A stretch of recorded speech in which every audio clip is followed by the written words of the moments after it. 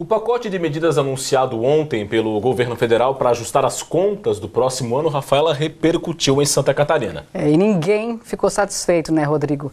Nem servidores públicos, nem empresários e nem os economistas acreditam que as medidas sejam suficientes para resolver o problema e tirar o Brasil da crise.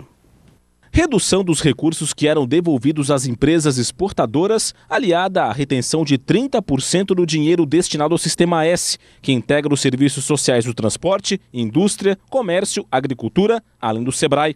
Medidas que receberam fortes críticas da Federação das Indústrias de Santa Catarina. Na prática, ele está aumentando ainda mais a tributação incidente sobre as nossas exportações e retirando ainda mais a competitividade dos nossos produtos no exterior. E o governo está propondo se apropriar de 1/3 dos recursos que o setor privado, isto é, as empresas, os empresários, destinam às entidades do Sistema S, o que também contradiz o lema do governo, que é a pátria educadora. Adiamento dos reajustes para o funcionalismo federal para agosto do ano que vem e suspensão dos concursos públicos. E mais críticas, desta vez dos servidores públicos. Caso dos trabalhadores do INSS, em greve há 70 dias. O governo está faltando com respeito não só com o serviço público, mas com a população.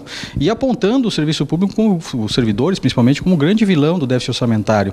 Isso para nós é terrível. Estas são apenas algumas das medidas que integram o novo pacote fiscal anunciado pela equipe econômica da presidente Dilma Rousseff.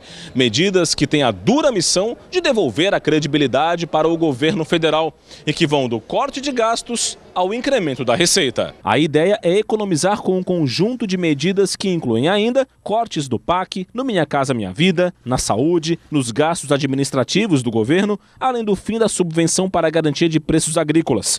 Por outro lado, o governo quer incrementar a arrecadação com a volta da CPMF e com o imposto sobre ganhos progressivos de pessoas físicas. Os cortes de gastos e o aumento da arrecadação devem gerar economia de 65 bilhões de reais ao governo, que espera usar esse reforço no caixa para evitar que outras 2 agências de classificação de risco retirem o grau de investimento do Brasil, a exemplo do que fez a Standard & Poor's.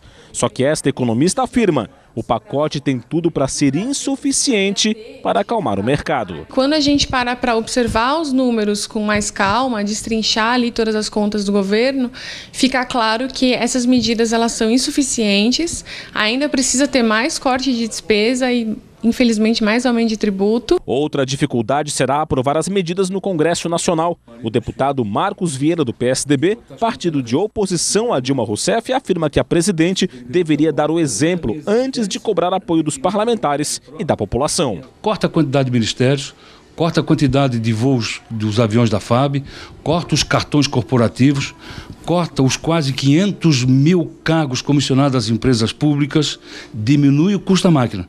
E mesmo assim, se não der certo, aí sim ela pode ter a coragem de se dirigir ao povo, que é o seu patrão, e pedir um aumento da receita, que é um aumento de imposto. Já o governista Dirceu Dresch, do PT, enfatizou a importância do ajuste para preservar uma das bandeiras do governo federal, os programas sociais.